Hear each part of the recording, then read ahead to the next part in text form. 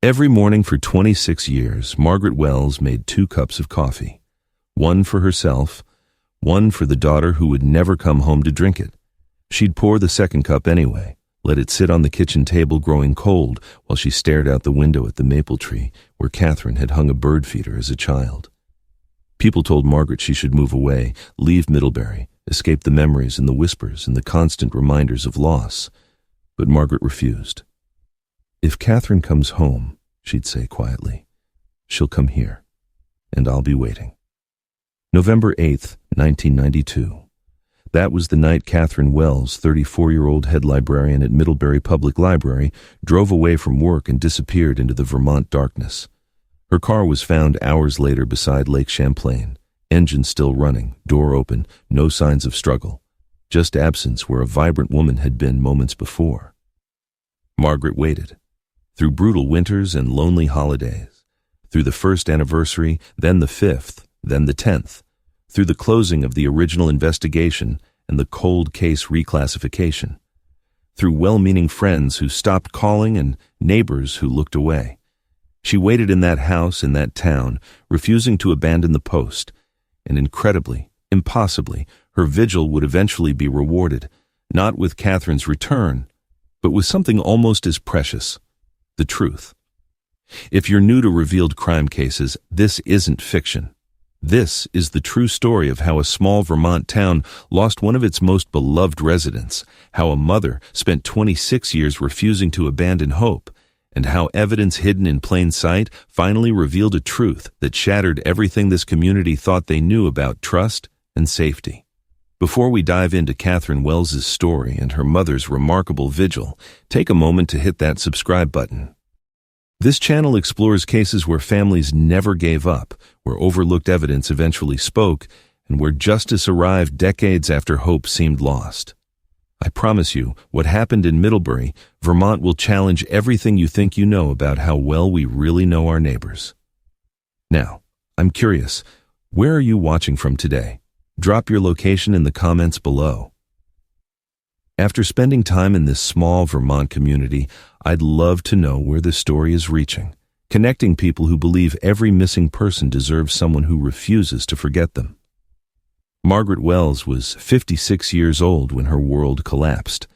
A cafeteria worker at Middlebury Elementary School, she'd spent decades serving lunch to children, wiping tables, maintaining the kind of invisible presence that keeps institutions running smoothly.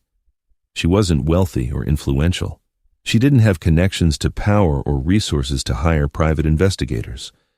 What she had was love for her daughter and an iron determination that surprised everyone who thought they knew this quiet woman. Catherine was her only child, born when Margaret was 22, raised largely alone after Margaret's husband Thomas died of a heart attack when Catherine was just 16. Mother and daughter had become more than family. They'd become partners, a 2-person unit navigating life's challenges together. The evening of November 8th, 1992, began ordinarily enough.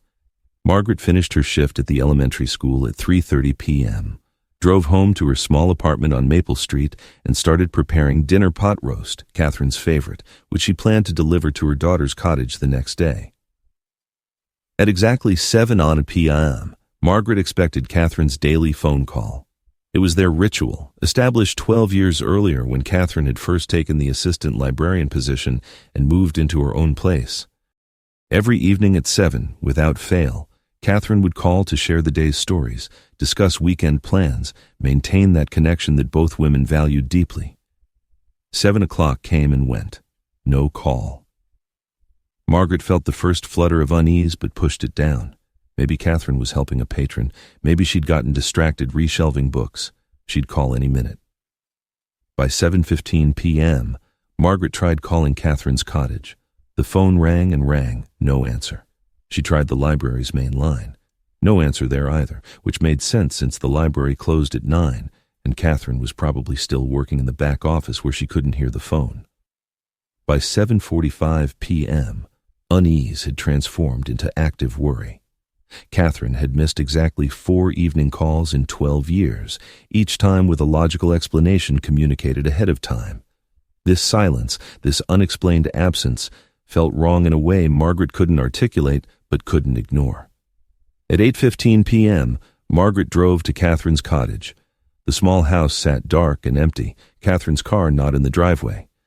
Margaret used her spare key to enter, calling her daughter's name into rooms that echoed with silence. Everything looked normal. No signs of disturbance, no indication of hasty departure. Catherine's breakfast dishes sat washed in the drainer. Her bed was made. A library book lay on the coffee table with a bookmark halfway through. It was the scene of someone who'd left for work that morning, planning to return that evening, unaware that return would never happen. Margaret drove to the library next. The building stood closed and locked, lights off, Patricia Chen's janitor van the only vehicle in the parking lot. Margaret knocked on the glass doors until Patricia appeared, mop in hand, looking confused. "Margaret? What's wrong? Is Catherine still here? I can't reach her." Patricia shook her head. "She left around 9, maybe a little after. I saw her lock up and walk to her car." "Is everything okay?" Everything was not okay. Margaret knew it with a certainty that transcended logic or evidence. Her daughter was in danger. By 9:30 p.m., she was at the Middlebury Police Department, trying to file a missing person report with a desk sergeant who seemed more annoyed than concerned. "Ma'am, it's only been a couple hours since she left work. Adults don't have to check in with their mothers. She's probably visiting a friend, maybe decided to see a movie, lost track of time." "Catherine doesn't lose track of time. She calls me every evening at 7. Every evening. For 12 years. Something is wrong." The sergeant, a young officer named David Palmer, who would later regret his dismissive attitude, made a few perfunctory notes, but clearly didn't consider this an emergency. "I'll make a note in the log. If she doesn't show up by tomorrow, come back and we'll take a formal statement. But honestly, Mrs. Wells, I'm sure she's fine. People are allowed to change their routines." But people like Catherine Wells didn't change routines without communication. Margaret knew this, even if Officer Palmer didn't. She left the police station feeling helpless and terrified, returned home, and spent the night calling Catherine's number every 30 minutes, listening to endless ringing that nobody answered. At 6:47 a.m. on November 9th, Margaret's phone rang. She lunged for it, praying to hear Catherine's voice explaining some innocent mix-up. Instead, she heard Detective Sarah Brennan from the Vermont State Police. "Mrs. Wells, this is Detective Brennan. I'm calling about your daughter, Catherine. Her vehicle has been located. We need you to come to the station." The words that followed barely registered. Catherine's car found abandoned. Lake Champlain. Engine running, door open, no sign of Catherine. Margaret's legs gave out.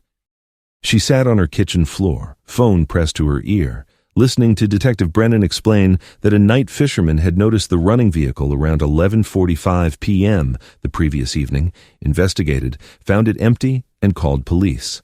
The car had been towed to an impound lot for processing. Catherine was officially listed as a missing person. Search and rescue teams were being mobilized. Margaret drove to the police station in a fog of shock and terror.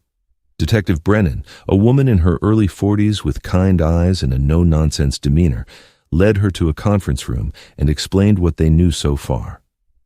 Catherine's 1989 Honda Accord had been discovered in a small parking area beside Lake Champlain, approximately 3 miles from the library. The location was isolated, primarily used by fishermen and nature photographers during daylight hours, largely deserted after dark. The car had been found with the engine running, headlights on, driver's door open, keys in the ignition. "The interesting thing," Detective Brennan said carefully, "is that nothing appears to be missing or disturbed. Her purse was on the passenger seat with her wallet, ID, and credit cards inside. There was a library tote bag containing 3 books she'd apparently checked out that evening. A travel mug of tea, still lukewarm when officers arrived, a granola bar with 1 bite taken. Everything suggests she'd just gotten in the car, started driving, and then stopped." "Why would she go to the lake?" Margaret's voice sounded hollow, distant. "She wouldn't. That's not on her route home. She drives straight down Main Street to Route 7, then to her cottage. The lake is in the opposite direction." Brennan made a note. "So there's no reason she'd have gone there voluntarily?" "None. Catherine was afraid of driving at night in isolated areas. She always took well-lit routes. She wouldn't go to the lake after dark." The implications hung heavy in the air between them. If Catherine hadn't gone to the lake voluntarily, then someone had forced her there, or someone had driven her car there after taking her somewhere else entirely. The search began immediately. State police, local volunteers, search and rescue teams with dogs, over 100 people combing the shoreline, the woods surrounding the parking area, diving teams searching the lake's frigid waters. Helicopters swept overhead. News crews arrived, broadcasting Catherine's photograph and asking anyone with information to come forward. For 3 days, Middlebury transformed into a hub of desperate activity, everyone united in the belief that Catherine was out there somewhere, that she could still be found alive. But as hours became days and days stretched toward a week with no trace found, no witnesses coming forward, no evidence beyond that abandoned car, the search began to wind down. Catherine Wells had vanished as completely as if she'd never existed. Search teams reluctantly concluded there was nothing more they could do. The lake had been dragged, the woods had been searched, every abandoned building, every cave, every place a body might be concealed had been investigated. Detective Brennan told Margaret what no mother wants to hear. "We're not giving up. This is still an active investigation, but without new leads, without evidence, we have to reallocate resources. I promise you, Mrs. Wells, we will keep looking. We will find out what happened to your daughter." Margaret nodded numbly, knowing what this really meant. Catherine was gone. The police were moving on. The community would gradually stop talking about it. Life would continue for everyone except Margaret, for whom time had stopped at 7 p.m. on November 8th, waiting for a phone call that never came. She returned to her apartment, to that kitchen table where 2 coffee cups sat every morning, and made a decision that would define the next 26 years of her life. She would not move on. She would not accept that Catherine was simply gone. She would wait and watch and keep Catherine's memory alive until someone, somewhere, made a mistake, or evidence emerged, or justice finally arrived. However long it took, whatever it cost, she would be there, waiting, when truth finally decided to reveal itself. And in that quiet apartment in Middlebury, Vermont, Margaret Wells began a vigil that would become legendary. A mother's refusal to forget, to give up, to let the world move past her daughter as if Catherine had never mattered. Some called it unhealthy, some called it obsessive. Margaret called it love, and she was right. Catherine Wells had never planned to become a librarian. As a child growing up in Middlebury during the 1960s and 70s, she'd dreamed of becoming a teacher like her father, or maybe a journalist, something that involved words and people and making a difference. But life has a way of redirecting dreams.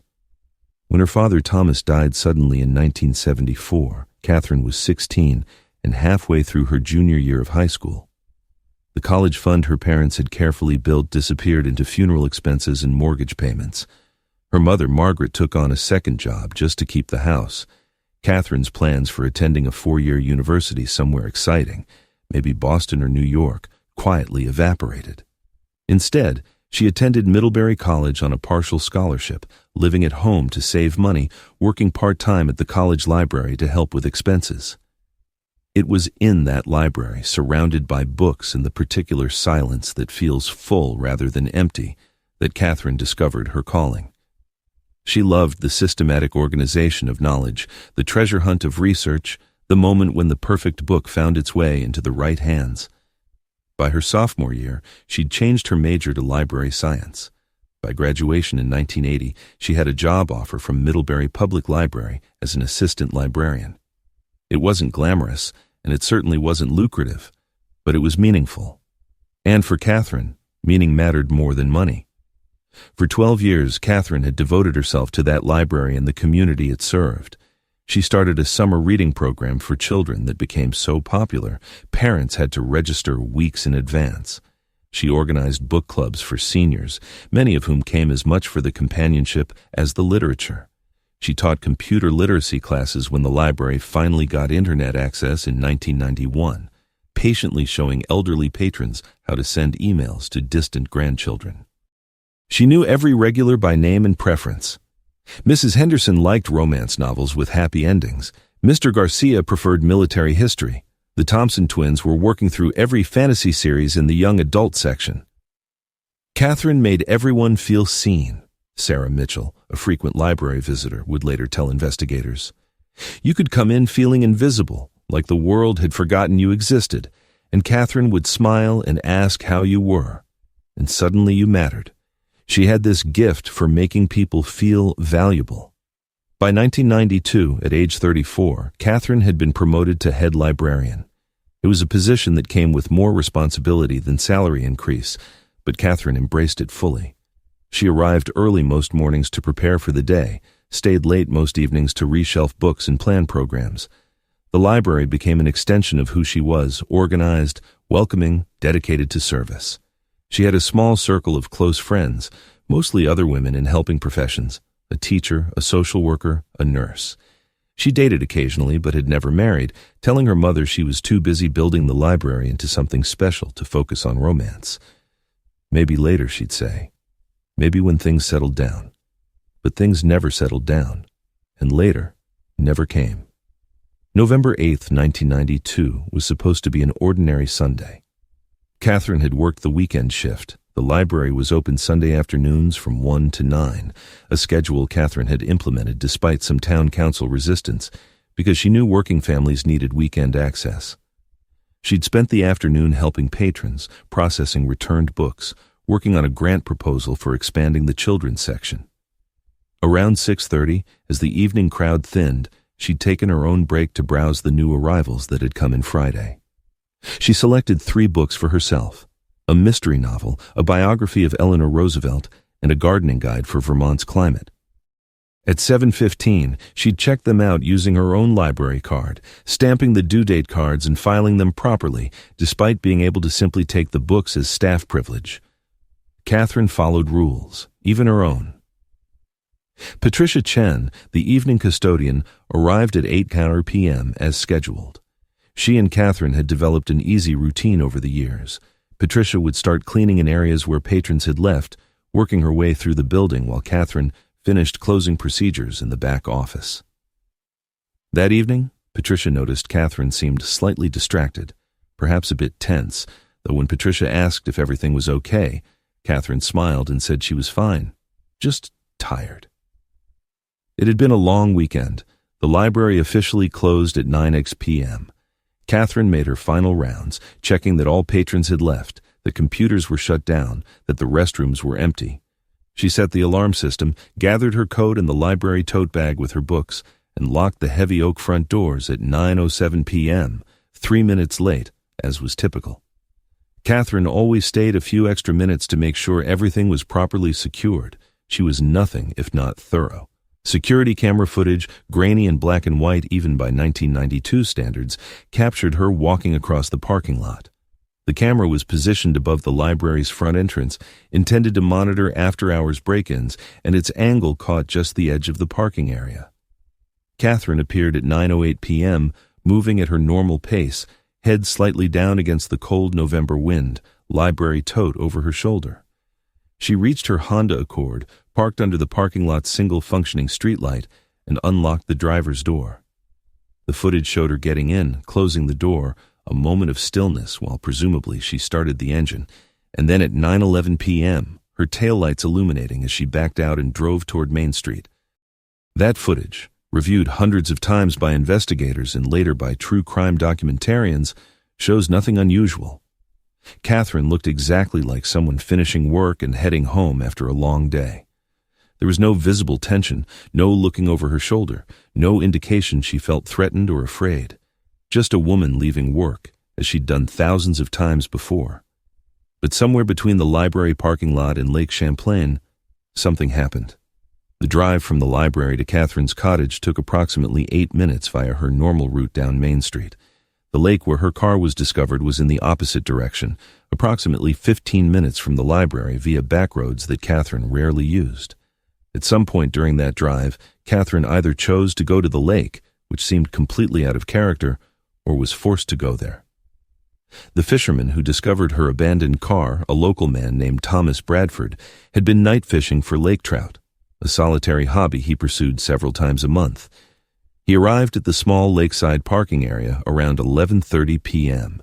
and immediately noticed the Honda with its engine running, headlights pointed toward the water. "At first I thought maybe someone was having car trouble," Bradford told police. but as I got closer, I realized the car was empty. Door hanging open, keys in the ignition, engine just idling. It gave me a real bad feeling, like I'd stumbled onto something I wasn't supposed to see. Bradford approached cautiously, called out to see if anyone was nearby, and when no one responded, he looked inside the vehicle. The purse on the passenger seat concerned him. Women didn't usually leave their purses in unlocked cars. He used the car's interior light to check the driver's license in the wallet, found Catherine's name and address, and immediately drove to the nearest gas station to call police. By the time officers arrived at 11:58 p.m., the car had been running for at least 30 minutes, possibly much longer. The tea in the travel mug was lukewarm. The engine was still warm but beginning to cool. Based on these factors, investigators estimated the car had been abandoned somewhere between 9:30 and 10:30 p.m., roughly 20 to 80 minutes after Catherine left the library. Forensic examination of the vehicle revealed frustratingly little. No signs of struggle inside the car, no blood, no torn fabric, no indication of violence. Catherine's fingerprints were everywhere, as expected, on the steering wheel, door handles, dashboard. But the car had been wiped clean of other prints, suggesting someone had been careful about leaving evidence. Or perhaps no one else had been in the car at all. Perhaps Catherine had driven there herself, for reasons unknown, and then, what? Walked away? Been taken by someone waiting at the lake? The physical evidence couldn't answer these questions. The 3 library books in Catherine's tote bag became a minor point of interest. Investigators noted them, photographed them, but didn't initially see them as evidence. They were just books Catherine had checked out for personal reading, a mystery by Sue Grafton, a biography of Eleanor Roosevelt, a gardening guide. What possible relevance could they have to her disappearance? The checkout cards inside those books, stamped with dates and times, were filed away with other evidence and forgotten. Nobody thought to examine the pattern of who else had checked out those same books, or whether anyone had been in the library that evening, paying particular attention to what Catherine selected. The granola bar, with 1 bite taken, suggested Catherine had been eating while driving, which she often did, according to her mother. Catherine tended to work through lunch, and then snack in the car on the way home. The travel mug of tea, a blend Catherine made herself from loose leaves, still contained traces of the beverage when analyzed. Nothing unusual, nothing that suggested drugging or tampering. Just tea that Catherine had made that morning, carried to work, and been drinking during her final drive.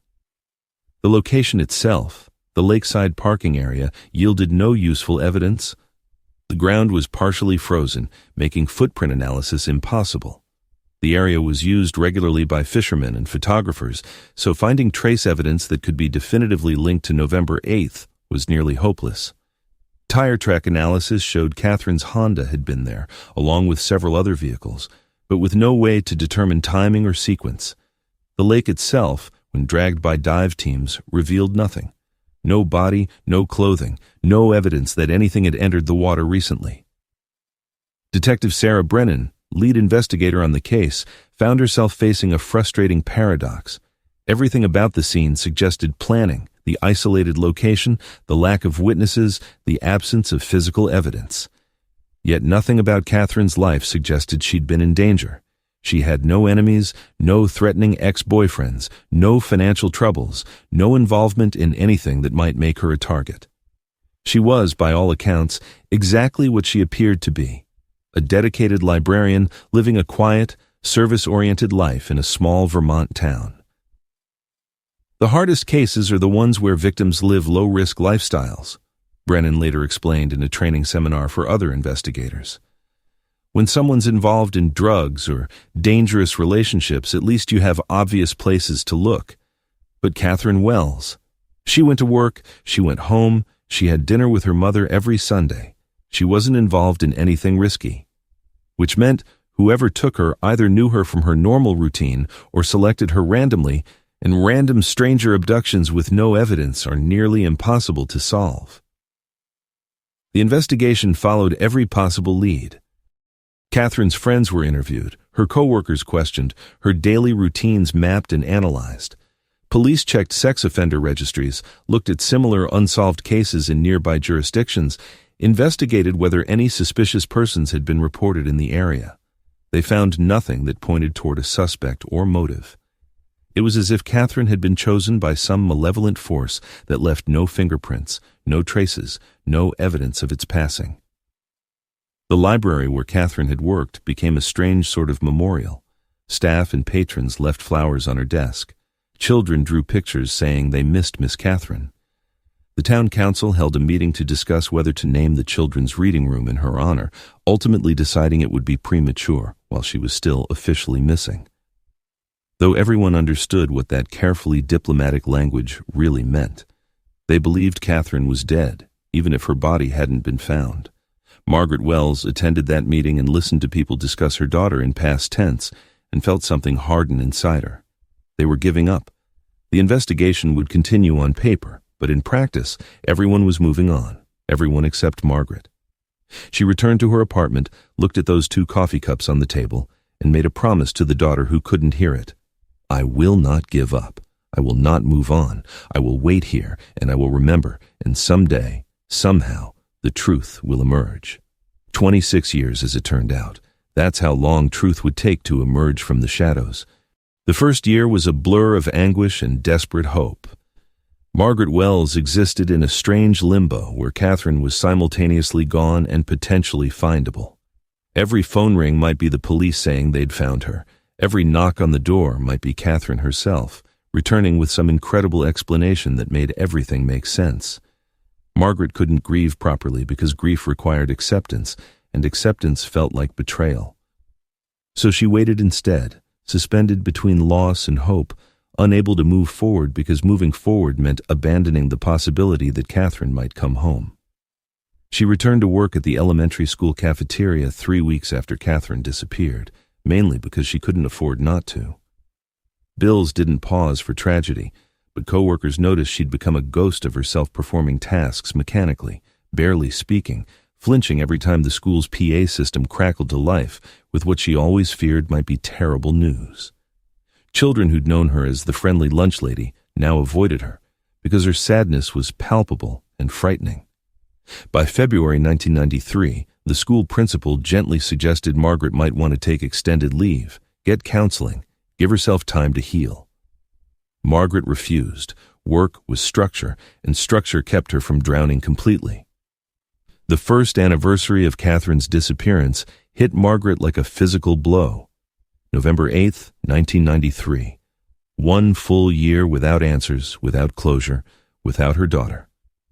The Middlebury community organized a candlelight vigil at the library, a kind gesture that Margaret both appreciated and resented. She attended, standing in the cold November darkness surrounded by people holding candles and offering condolences, and felt utterly alone. These people meant well, but they were already mourning. They'd accepted that Catherine was gone. The vigil was a memorial, not a call to action. When a local pastor spoke about finding peace and letting Catherine rest, Margaret felt rage flash through her grief. Catherine wasn't resting. Catherine was out there somewhere, and everyone was giving up on finding her. After the vigil ended and the crowd dispersed, Margaret stood alone in the parking lot where Catherine had last been seen, exactly 1 year earlier to the day. She stared at the spot where Catherine's car had been parked under the streetlight and made a quiet promise. I won't forget. I won't stop. I'll be here, baby, however long it takes. It was a promise she would keep with a stubbornness that bordered on obsession, a dedication that would define the next quarter century of her life. Friends and family began suggesting Margaret should move away from Middlebury by the 2nd year. Her sister Diane, who lived in Boston, offered to let Margaret move in with her, start fresh somewhere without constant reminders. Every street corner in this town is a memory of Catherine, Diane argued. You're torturing yourself staying here. Come to Boston. Get away from all this. But Margaret refused. Her logic was simple and unshakable. If Catherine somehow escaped whoever had taken her, if she somehow found her way home, she'd come back to Middlebury. She'd go to the cottage where she'd lived, or to Margaret's apartment, or to the library. And Margaret needed to be there when that happened. The possibility was infinitesimally small. Margaret understood that rationally. But it wasn't zero. And as long as it wasn't zero, she would stay. By 1995, 3 years after Catherine's disappearance, the case had been officially designated as cold. Detective Sarah Brennan, who'd worked it tirelessly for those first years, took a promotion and moved to a different division. The case files were boxed up, stored in the basement of the state police headquarters, and assigned to a cold case unit that had dozens of similar unsolved disappearances to monitor. Brennan stopped by to tell Margaret personally, apologizing for the lack of progress, promising the case wasn't being forgotten. Margaret thanked her for the years of effort and felt another piece of hope crumble away. Cold case designation was just another way of saying we've given up. The psychological toll was devastating. Margaret developed insomnia, lying awake night after night replaying November 8, 1992 in her mind, searching for some detail she'd missed, some clue she should have noticed. She lost weight, dropping from a healthy 140 pounds to a skeletal 110 by 1996. Her doctor prescribed antidepressants, which she took sporadically, and sleeping pills, which she refused because being asleep felt like abandoning her vigil. Friends stopped inviting her to social gatherings after she repeatedly declined. The elementary school finally accepted her resignation in 1997, after it became clear she could no longer function effectively in the job. She lived on a small pension and Social Security, barely scraping by, but money seemed irrelevant when her daughter was missing. The morning coffee ritual became the cornerstone of Margaret's days. Every single morning, without exception, she made 2 cups. She'd drink hers while staring at Catherine's, watching it grow cold and feel the weight of another day without answers. People who heard about this ritual thought it was unhealthy, a sign Margaret needed serious psychiatric intervention. But for Margaret, it was a lifeline, a way of keeping Catherine present, of refusing to accept that the second cup would never be needed again. Some called it denial. Margaret called it love. The town of Middlebury gradually moved on, as towns always do. The library dedicated a reading room in Catherine's honor in 1998, with a small plaque that read, Catherine Wells Memorial Reading Room, 1958-1992. Margaret attended the ceremony and said nothing about the end date that declared her daughter dead without a body or proof. New librarians were hired who'd never known Catherine. Children who'd attended her reading programs grew up and moved away. The case became local legend rather than current tragedy, something old-timers would mention occasionally. Remember when that librarian disappeared? Never did find out what happened to her. Catherine was becoming a ghost story, a cautionary tale, a piece of town history rather than a real person whose absence still ached. But Margaret refused to let Catherine become a ghost. She kept Catherine's cottage exactly as it had been, paying the property taxes somehow, visiting once a week to dust and vacuum, maintaining it like a museum. Catherine's clothes still hung in the closet, her books still lined the shelves. The gardening tools she'd planned to use the following spring still leaned against the shed. Margaret couldn't afford to keep both the cottage and her own apartment, so by 2001 she moved into Catherine's cottage herself, sleeping in the guest room, because sleeping in Catherine's bed felt like an invasion. She surrounded herself with her daughter's possessions, creating a shrine that some found disturbing, but Margaret found necessary. Technology changed during those decades. The library that still bore Catherine's name upgraded from card catalogs to computer systems. The internet transformed how information was accessed and shared. Cold case investigation techniques evolved with DNA analysis becoming standard, with geographic profiling and databases allowing cross-referencing that hadn't been possible in 1992. Margaret read everything she could about these advances, nursing a fragile hope that maybe somehow new technology would crack Catherine's case. She wrote letters to the state police cold case unit asking if they'd re-examined evidence using new techniques. The responses were polite but non-committal. We continue to review all unsolved cases as resources allow. If new evidence emerges, we will certainly investigate. Here, the isolation became profound.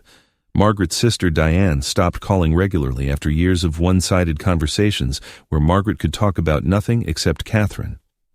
Margaret's few remaining friends drifted away, unable to maintain relationships with someone who seemed frozen in 1992, unable to discuss anything beyond the daughter who'd disappeared.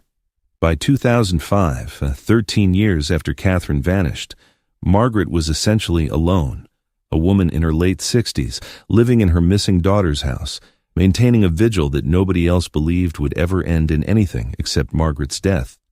The 20th anniversary in 2012 brought another wave of local media attention. A reporter from the Burlington Free Press wrote a feature story. 20 years later, mother still waits for missing librarian. The article painted Margaret as both dedicated and possibly delusional, a woman unable to accept reality. It included interviews with psychologists discussing complicated grief and the dangers of refusal to process loss. Margaret read it and felt nothing. These people didn't understand. They thought she was trapped in the past. But Margaret knew something they didn't. She was waiting for the future. For the moment when evidence would surface, when someone would make a mistake, when technology or chance or divine intervention would finally reveal what happened to Catherine. She didn't know when it would happen. She just knew it would. And she would be there when it did. The years blurred together. 2013, 2014, 2015. Margaret's health declined. She developed arthritis that made her morning coffee routine painful. Her eyesight weakened, making it hard to read the newspaper articles she still collected about cold cases being solved. She fell in her kitchen in 2016 and broke her wrist, spending 6 weeks in a cast, stubbornly refusing to move to assisted living, despite the hospital social worker's recommendations. Catherine might come home. Margaret needed to be there. By 2017, 25 years had passed. Margaret was 81 years old, living alone in her daughter's cottage, still making 2 cups of coffee every morning, still maintaining her vigil with a determination that had long since passed from dedication into something else, a fundamental inability to exist in any other way. She'd spent more than a quarter-century waiting. Her entire life had narrowed to this single purpose. Remember Catherine. Keep her case alive. Refuse to let the world forget. It had cost Margaret everything, her health, her relationships, her financial security, her peace of mind. But she'd made a promise, and she would keep it until death released her from the obligation. She just hoped death would wait a little longer, long enough for truth to finally emerge from wherever it had been hiding for 25 years, long enough for her vigil to be vindicated, for people to understand she'd been right all along to wait, to hope, to refuse to move on. The vindication was coming. She could feel it. She just had to hold on a little while longer, just a little while longer, and everything would finally make sense. Marcus Freeman had been a detective for 32 years before he retired in 2016. He'd worked everything from burglaries to homicides, accumulating dozens of solved cases and a handful that still gnawed at him in the quiet hours. But one case haunted him more than any other. Catherine Wells. He'd been just 26 years old in 1992, a rookie detective assigned to assist Detective Sarah Brennan on what everyone initially thought would be a straightforward missing person. Case? Probably a voluntary disappearance, maybe domestic trouble, something that would resolve itself within days. Instead, it became the case that taught Freeman that some mysteries don't solve themselves, that evidence doesn't always speak clearly, and that justice sometimes requires more than hard work and good intentions. Freeman had spent 3 months working Catherine's disappearance full-time before being reassigned to other cases. He'd interviewed witnesses, processed evidence, followed every lead that emerged, and he'd come away with nothing, no suspects, no motive, no explanation for why a beloved librarian would vanish from an isolated parking area without leaving a trace. The case had gone cold on his watch, and that failure had stayed with him through 3 decades of police work. Even after retirement, when he should have been enjoying leisure time with his wife Sandra, Freeman found his mind drifting back to Catherine Wells, to her mother Margaret, who'd never stopped waiting, to the questions that remained unanswered. In the spring of 2018, Freeman was cleaning out his garage a retirement project he'd been postponing for months. Sandra had been after him to deal with the boxes of old police files he'd accumulated over the years, personal copies of cases he'd worked, notes he'd kept, materials he probably should have left at the station when he retired, but had taken anyway. Most of it was garbage at this point. Reports on closed cases, criminals long since convicted and imprisoned. But one box stopped him cold when he opened it and saw the label written in his own younger handwriting. Wells Catherine, Missing Person, 1992. He'd forgotten taking this box home. Inside were photocopies of reports, witness statements, photographs of Catherine smiling in what looked like a library staff photo, images of her abandoned Honda Accord. And at the bottom, sealed in a large manila envelope, something that made Freeman pause: library checkout cards. He opened the envelope carefully, finding dozens of small paper cards, the kind libraries used before computer systems, with book titles typed at the top and stamped dates showing when books had been checked out and returned. Freeman remembered these cards now. In 1992, during the initial investigation, someone had collected checkout records from the library, thinking they might provide insight into Catherine's movements or contacts. But after a cursory review revealed nothing obvious, the cards had been filed away as irrelevant. Books Catherine had borrowed, books she'd processed as librarian, routine library business that seemed to have no connection to her disappearance. Freeman had kept copies in his personal files and then promptly forgotten about them for 26 years. Now, sitting in his garage in 2018, Freeman looked at those cards with fresh eyes and decades of investigative experience. One thing he'd learned over the years: patterns matter. Coincidences are rarely coincidental, and data that seems irrelevant often becomes crucial when analyzed properly. In 1992, examining these checkout cards would have required comparing hundreds of individual cards manually, an impossible task given limited time and resources. But in 2018, with personal computers and database software, the task suddenly became manageable. Freeman carried the box into his home office, the room Sandra called his detective cave with tolerant amusement.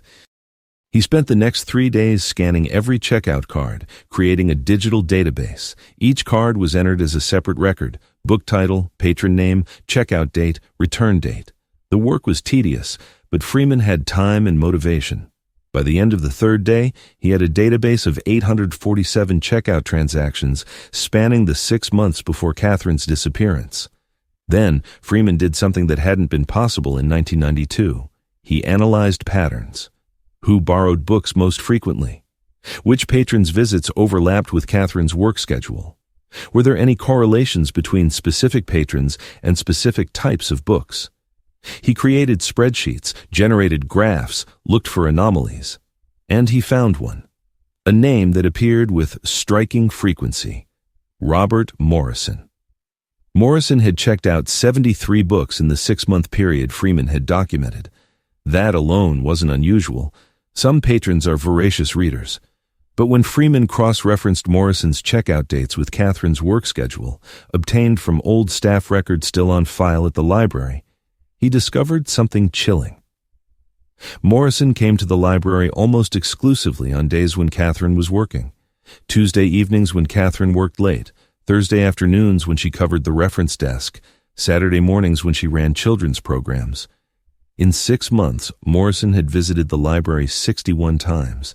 Catherine had been working 58 of those times. Freeman felt his pulse quicken, the old detective instinct recognizing significance. He dug deeper.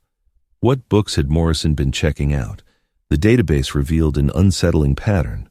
Morrison frequently borrowed books from sections where Catherine would have been working. If Catherine was reshelving in the biography section, Morrison checked out biographies. When Catherine ran a program on gardening, Morrison suddenly developed an interest in horticulture. The books themselves weren't the point. They were an excuse for proximity, a reason to be in Catherine's presence, to observe her, to interact with her during checkout transactions. Freeman cross-referenced the 3 books Catherine had checked out the night she disappeared: the Sue Grafton Mystery, Eleanor Roosevelt Biography, and Gardening Guide. He searched his database for Morrison's name connected to those titles, and there it was. Morrison had checked out the same Eleanor Roosevelt biography 3 weeks earlier, the same Gardening Guide 2 months before that. He was reading what Catherine read, following her literary interests, studying her preferences. It was textbook stalking behavior, documented inadvertently by the library's record-keeping system, preserved for 26 years in paper form until technology could make it visible. Freeman immediately called his former colleague, now Lieutenant Jessica Martinez, who headed the state police cold case unit. "Jess, I need you to run a name for me. Robert Morrison. I need to know if he's still alive, where he lives, everything you can find, and I need you to pull the Catherine Wells case file. I think I've got something." Martinez, who respected Freeman despite his retirement, agreed to check. 2 hours later, she called back. "Morrison's alive, age 71, still living in Middlebury, never married, retired from his job as an accountant in 2010. And here's what's interesting. He's on the town council, has been since 2005. Freeman, why are you asking about him?" Freeman explained his discovery, the checkout patterns, the correlation with Catherine's schedule, the evidence of surveillance preserved in library records. Martinez was silent for a long moment. "You're saying we missed a stalker? For 26 years? "We didn't miss it. The evidence didn't exist in a usable form in 1992. You can't spot patterns like this by looking at individual cards. You need database analysis, and that technology wasn't practical for this kind of investigation back then. But it exists now, and Morrison's pattern is unmistakable." Martinez agreed to reopen the investigation quietly. She couldn't arrest someone based solely on library borrowing patterns from 1992, no matter how suspicious. But she could investigate, interview Morrison, look for additional evidence. Freeman, as a consultant, was invited to participate. Together, they began building a case against a man who'd been hiding in plain sight for over a quarter century. The interview with Robert Morrison took place on June 14, 2018, at the State Police Barracks. Morrison arrived voluntarily when contacted by investigators and told they had questions about Catherine Wells. He could have refused, could have demanded a lawyer, but innocent people generally don't. He appeared exactly as his photograph suggested, an elderly man, thin and bespectacled, dressed in khaki pants and a cardigan sweater, looking like somebody's kindly grandfather. He expressed surprise that investigators were still working Catherine's case after all these years and seemed willing to help however he could. "Mr. Morrison, our records show you were a regular patron at Middlebury Public Library in 1992, Martinez began carefully. "Can you tell us about your relationship with Catherine Wells?" Morrison's face showed appropriate sadness. "Catherine, I didn't really have a relationship with her. She was the librarian. I checked out books, she processed them, we'd exchange pleasantries. Terrible thing what happened to her. The whole town was devastated. You visited the library quite frequently that year. Our records show 61 visits in a 6-month period.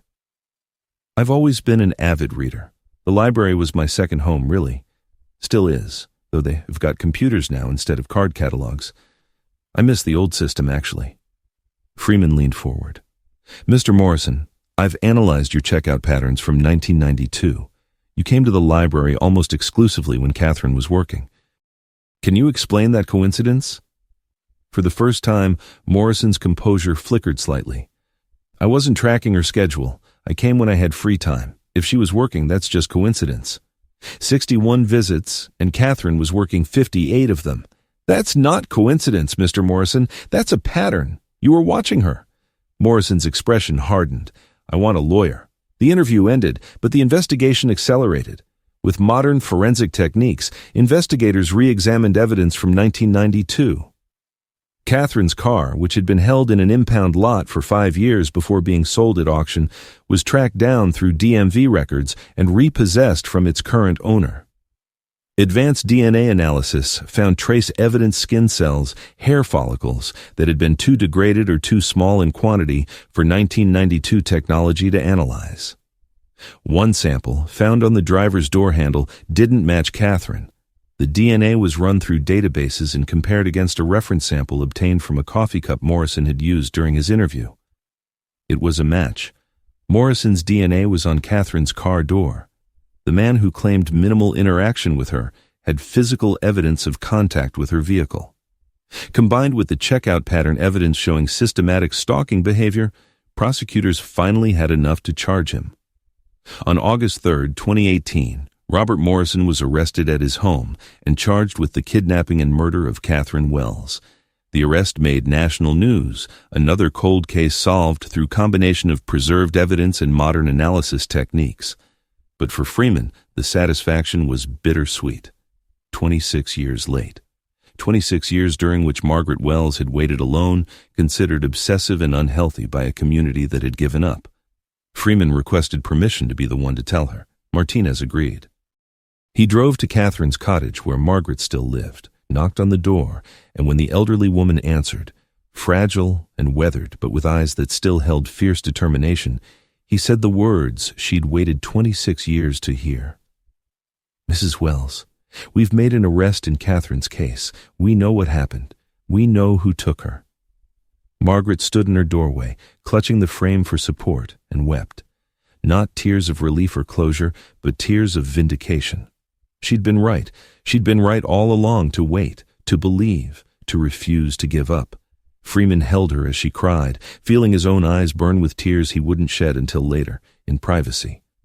Justice had arrived, impossibly late, but it had arrived, and a mother's vigil, which the world had called unhealthy, had been proven to be love in its purest form. The revelation that Robert Morrison, respected town councilman, longtime library patron, quiet pillar of the Middlebury community, had murdered Catherine Wells 26 years earlier, sent shockwaves through Vermont. The arrest wasn't just the solving of a cold case. It was the exposure of a predator who'd hidden in plain sight for over a quarter century, who'd attended memorial services for his victim, who'd served on the very town council that had renamed part of the library in Catherine's honor.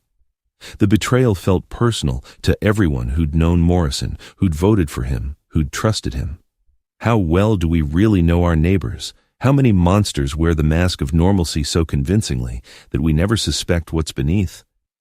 The investigation that followed Morrison's arrest revealed a portrait of obsession that had been invisible in 1992 but became horrifyingly clear with hindsight.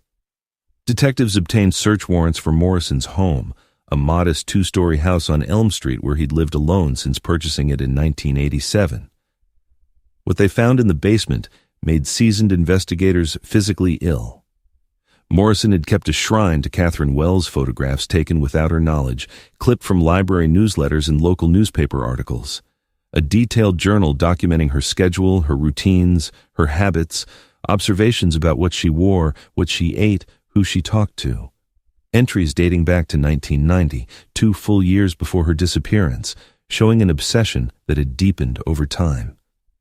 January 15th, 1991, one entry read in Morrison's neat handwriting. Catherine wore a blue sweater today. She smiled at Mrs. Patterson when checking out romance novels. She has the most beautiful smile. I wish she would smile at me that way. I checked out 3 books I don't want just to have an excuse to approach her desk. She stamped the cards efficiently, barely looking at me. I need her to see me, really see me. The entries became darker as months progressed. Morrison's frustration at being unnoticed by Catherine, his growing resentment that she treated him as just another patron rather than someone special, his fantasy scenarios where Catherine would recognize him as her soulmate. And finally, the shift from fantasy to planning. She closes the library at 9 p.m. on Sundays. She always leaves alone. The route to her house is poorly lit. If I wanted to talk to her, really talk to her without the library formality between us, that would be the time. The entry for November 8th, 1992 was the most chilling. Tonight. It has to be tonight. I can't wait anymore. She needs to understand how I feel, how long I've waited, how much I love her. I'll make her understand. After that date, the journal entries stopped. Morrison had documented his obsession meticulously until the night he acted on it, then maintained absolute silence for 26 years. Forensic psychologist Dr. Rebecca Chen, called in to provide expert analysis, explained Morrison's pattern to investigators. This is classic obsessive love disorder, also called erotomania in extreme cases. Morrison convinced himself that Catherine Wells was meant to be with him, that she simply didn't realize it yet. He interpreted normal professional courtesy as secret signals of affection. When reality didn't match his fantasy, when Catherine continued treating him as just another library patron, his obsession turned dangerous.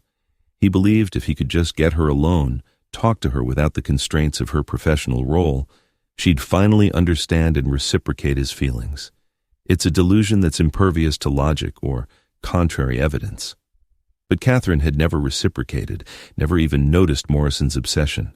To her, he'd been what he appeared to be, a regular patron, polite and respectful, someone she'd smile at while checking out books and then immediately forget. She had no idea she was being stalked, studied, obsessed over. The library's checkout card system had documented Morrison's surveillance, but without computer analysis, the pattern was invisible. He'd been clever about it, never overtly threatening, never violating any laws that would bring police attention. He'd simply been there, watching, waiting, building a fantasy relationship that existed only in his mind. The night of November 8th, 1992, Morrison had finally acted on his obsession. Reconstructed from his journal, witness statements, and forensic evidence, investigators pieced together what happened. Morrison had been in the library that Sunday evening, sitting in his customary spot in Section C, row 4, third seat from the window. He'd watched Catherine throughout the evening, noted what books she selected for herself, observed her closing routines. When she left at 9:07 p.m., he'd followed in his own vehicle, a nondescript sedan that nobody had noticed or remembered. He'd followed her away from the library, not toward her home, but toward Lake Champlain, forcing her off the road through methods that remained unclear, possibly by bumping her vehicle, possibly by simply following so aggressively that she pulled over in fear.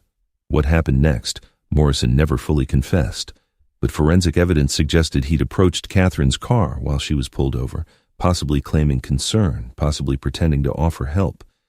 At some point, he'd forced his way into her car or forced her out of it. The DNA on her door handle came from that contact. Catherine had tried to drive away. The car was found with engine running, suggesting she'd attempted to flee, but Morrison had overpowered her, driven her vehicle to the isolated lakeside location, and killed her. How he'd killed her, strangulation, suffocation, blunt force trauma remained unknown without a body.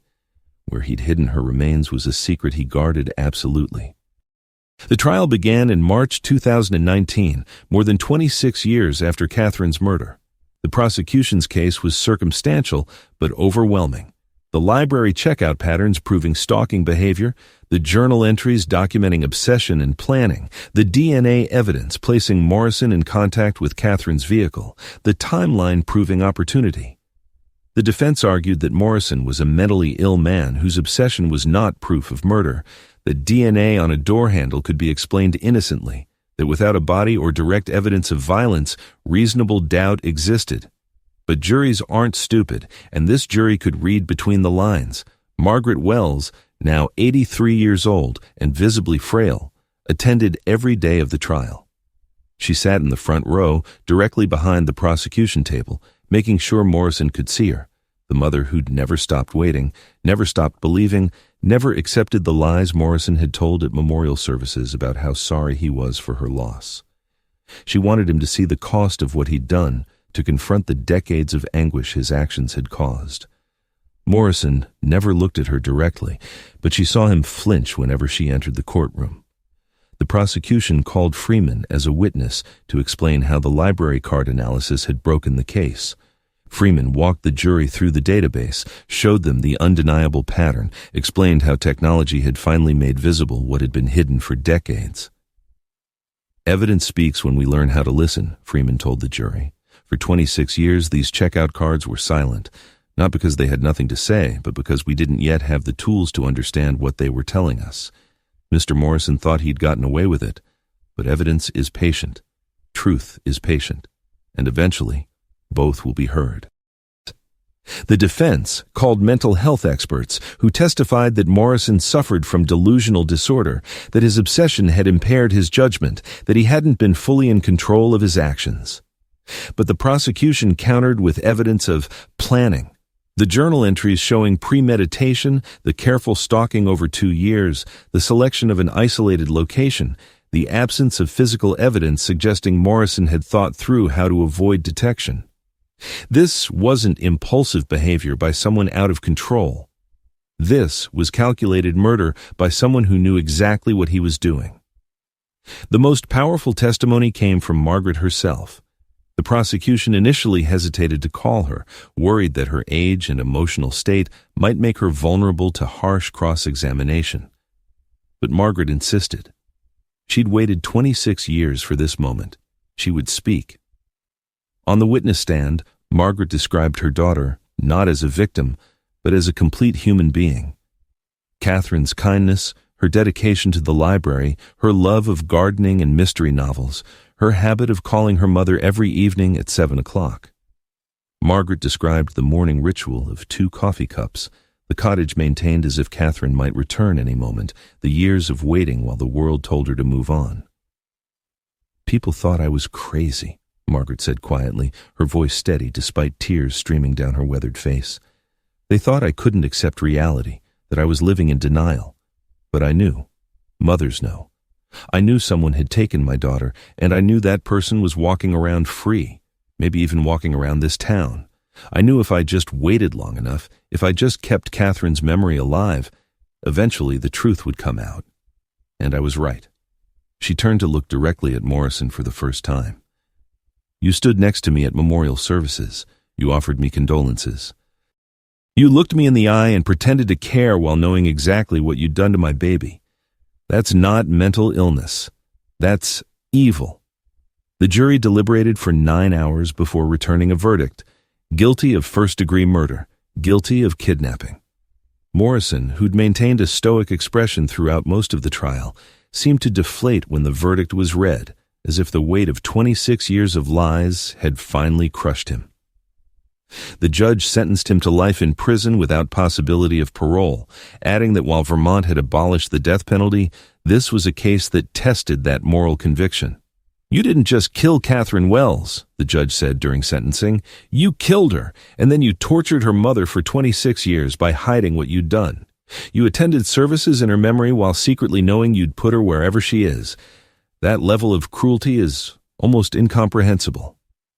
Morrison was given one final opportunity to reveal where he'd hidden Catherine's body. The prosecution offered no deal, no leniency, just the chance to finally do one decent thing and give Margaret closure. Morrison declined. To this day, he's never revealed what he did with Catherine's remains. Searches of properties he'd had access to in 1992 revealed nothing. Catherine Wells is still missing, her body's location known only to the man who killed her. It's a final act of cruelty, a last way to maintain power over his victim and her family. Margaret Wells lived to see Morrison convicted and imprisoned. She died peacefully in her sleep on November 8, 2020, exactly 28 years to the day after Catherine disappeared. She was 84 years old. Her obituary, written by friends and published in the Burlington Free Press, described her as a mother whose love and determination solved a case that law enforcement had given up on, whose vigil proved that some promises are worth keeping no matter the cost, and whose refusal to forget ultimately brought justice for her daughter and peace for herself. The Middlebury Public Library, in the Catherine Wells Memorial Reading Room, now has a second plaque beside the first. It reads, "Margaret Wells, 1936 to 2020. A mother's love knows no statute of limitations. Her vigil brought truth from darkness." Every November 8th, the library hosts a remembrance event, not just for Catherine, but for Margaret, and for all the families who wait for answers that seem like they'll never come. The case became a landmark in cold case investigation, cited in forensic journals and law enforcement training programs. It demonstrated how evidence preservation and technological advancement can solve cases decades after they occur. It proved that seemingly mundane records library checkout cards that nobody thought to analyze in 1992 can contain crucial patterns when examined with proper tools. And perhaps most importantly, it validated the instincts of families who refuse to give up, who insist something is wrong even when investigations stall, who maintain hope in the face of overwhelming odds. Robert Morrison remains imprisoned at a maximum security facility in Vermont, serving his life sentence. He's now 77 years old, in declining health, and has never shown remorse or provided information about Catherine's final resting place. He receives no visitors, no correspondence, no contact with the outside world beyond his attorney.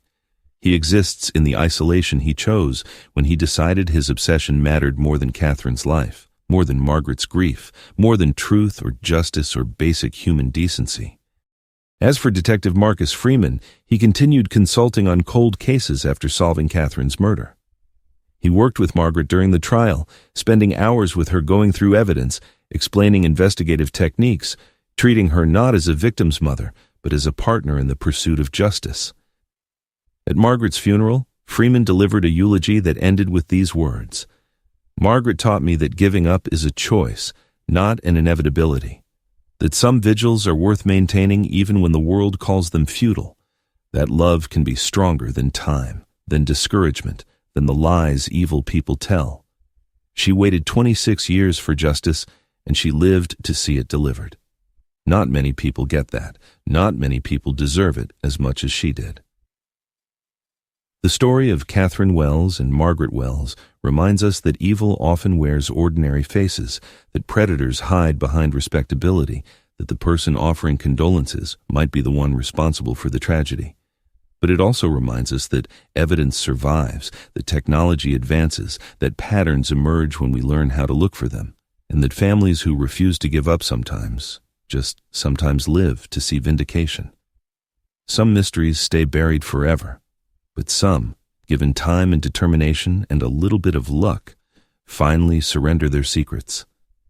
Catherine's case was one of the latter, and Margaret's vigil, which seemed like denial to those who didn't understand, turned out to be the most powerful form of love, the refusal to let someone you cherish be forgotten, no matter how long the world tells you to move on. If this story has moved you, please subscribe to this channel.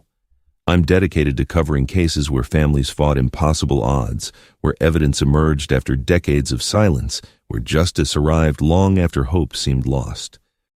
Your subscription helps ensure these important stories reach audiences who understand that every victim deserves to have their story told, that every family deserves support during unimaginable waiting, and that giving up should never be the answer. Share this video with someone who appreciates the complexity of justice, delayed but not denied. Leave a comment about what aspect of Margaret's 26-year vigil impacted you most deeply.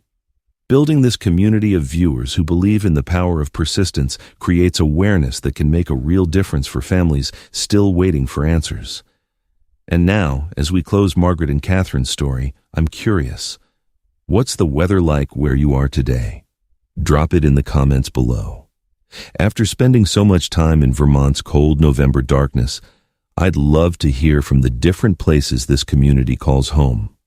While you're typing that, I'll be researching our next case, knowing that somewhere out there, another family is waiting, another truth is hiding, and another story deserves to be revealed. Some vigils end in vindication, some mysteries finally solve themselves, and some mothers love so fiercely that even death can't stop them from bringing their children home.